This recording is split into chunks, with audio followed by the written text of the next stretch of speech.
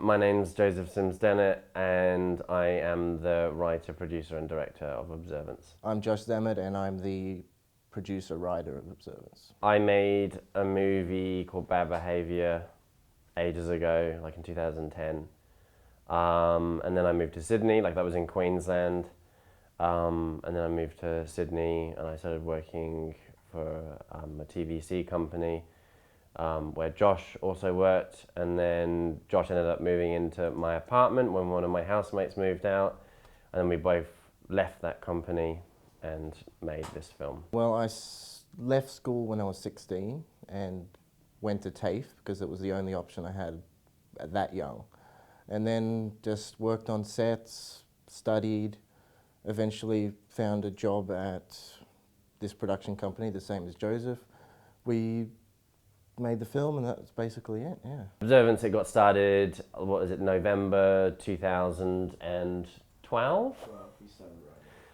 We started writing it.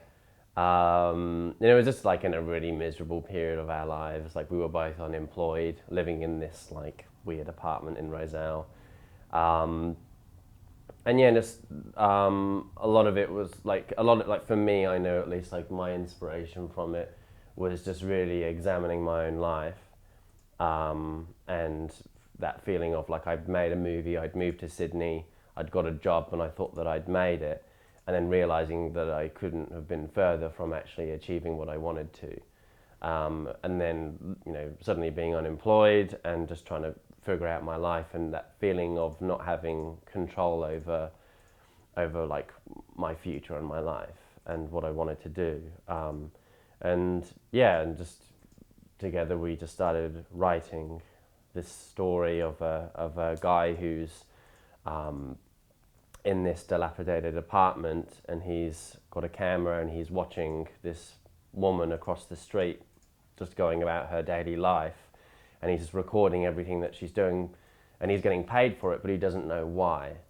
And so that whole premise was kind of just a metaphor for how I felt about my life, and I suppose like Josh to a point as well. I felt very stuck at the time. We both got fired.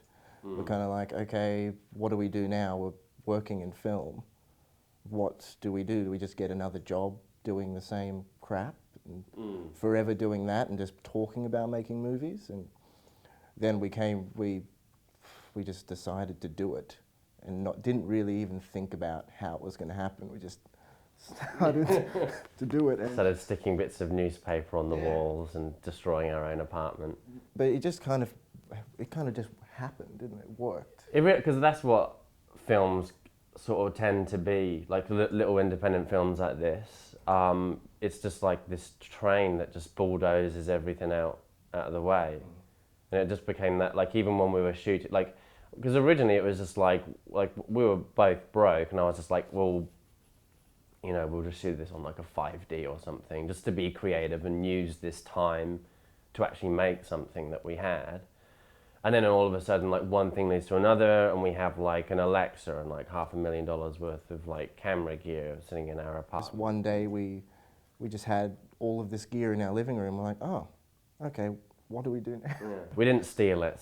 We did pay. It was just a very abrupt sort of thing that happened in our lives. And just like we hadn't even really finished the script. We were still. It was like it's very enigmatic and like a very mysterious story. And we spent most of our time when we were writing it like figuring out the world of the story, and then just the actual the story takes place, and then actually figuring out what perspective we tell it through, and all that sort of stuff. Like I ended up telling it through, like it's about these two people's lives touching for this moment. So the story begins when they first sort of encounter each other, even though she doesn't know that she's being watched by him, and then it ends when they part ways.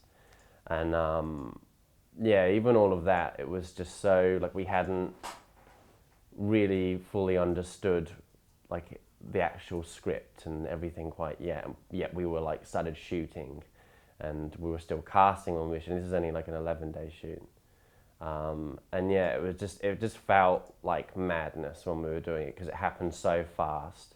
And it was also during like, because that was January 2013. when we were shooting it, so it's still ages ago. But there was like a massive heat wave then. And so it was just like, it was like 46 degrees and it was so hot and just that delirium. We had to close all the windows and we had a smoke machine going at all times. So it was, yeah, it wasn't very... I just remember, yeah, as soon as we finished it, and it was in our apartment, and it's like we destroyed our apartment. So just like hour and a half sleep a night, there was no first AD, there was no schedule. It was just like you have this much time to shoot something, and we just went and did it. And just went as hard as we could, and just trying to understand it, like just, you know, even on set, me just trying to figure out what the next 3 shots are, so I could just tell people, and I'd sit there and call action, and then I would just be looking at the frame, and I'm like, I actually don't know what I'm filming. I'm like, I don't know what scene this is, and I'd just be looking at Lindsay doing something and trying to like figure it out. And so it was that kind of like state of mind that we were both in, and so that feeling of powerlessness and loss of control, and just like that just completely took over the shoot as well. And as soon as it ended, just like suddenly there's no crew there anymore, it's done, and we're just left in, you know, still unemployed with a destroyed apartment, and then we had to like start actually cutting it, and it was just awful. Yeah, that was part 2. Well, we only met Rodrigo probably about 2 weeks before we started filming.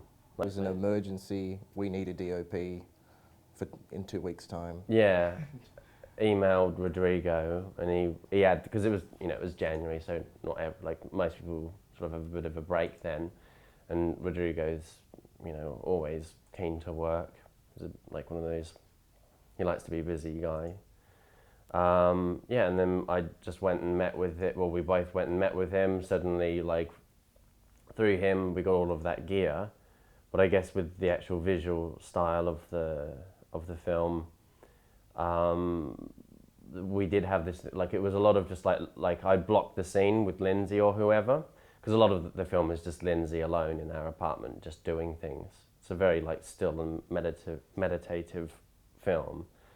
And yeah, I'd blocked the scene, and because of the whole, like with the actual story, he's watching this woman across the street, and his view of her is very restricted, because like she moves behind, like out of view, behind walls and all that sort of stuff.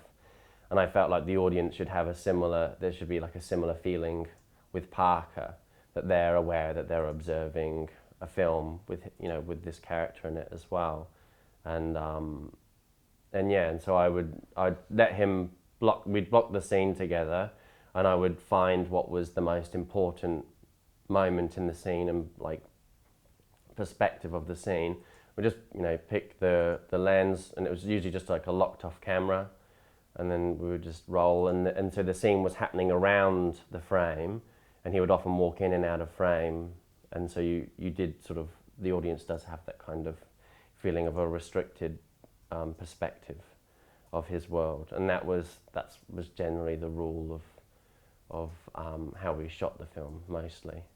All of the interior stuff was our apartment. We had a location in Wollongong.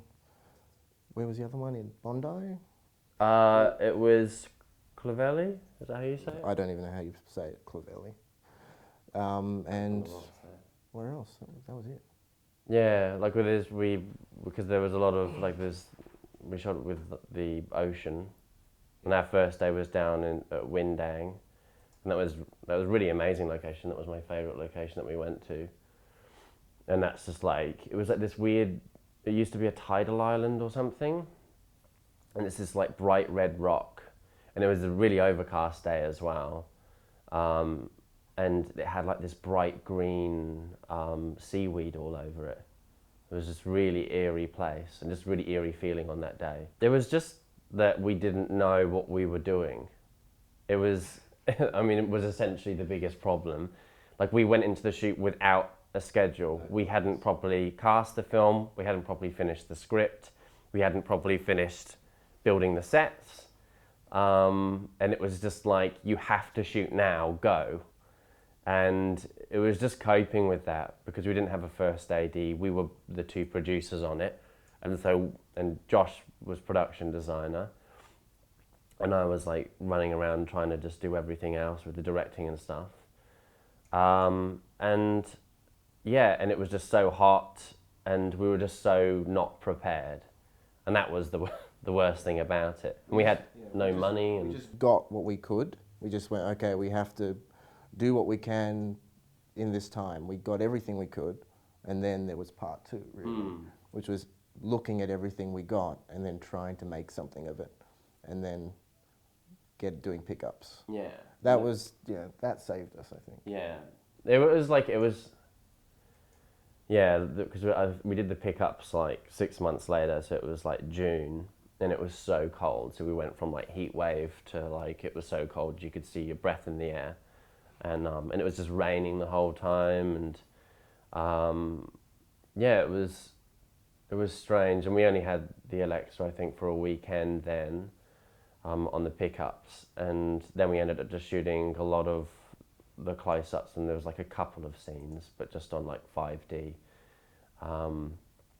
And so yeah, a lot of it did sort of, a lot of those close-up shots and those little like macro sequences was literally just like me and Josh in the living room with just figuring out the lights. Like there's like a ring on the actress's hand, and we needed to do like a close-up of it, so I just shaved Josh's hand and put the ring on it, and we got away with it somehow.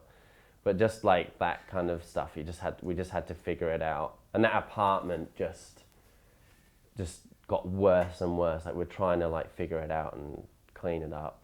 And we had housemates living with us as well, and they hated us. But yeah, it was just like there was so much wrong with it. Like I'd never make a movie like that again. But I suppose in the end, that delirium that we went through, that really did feed into the tone of the film. You can really feel it.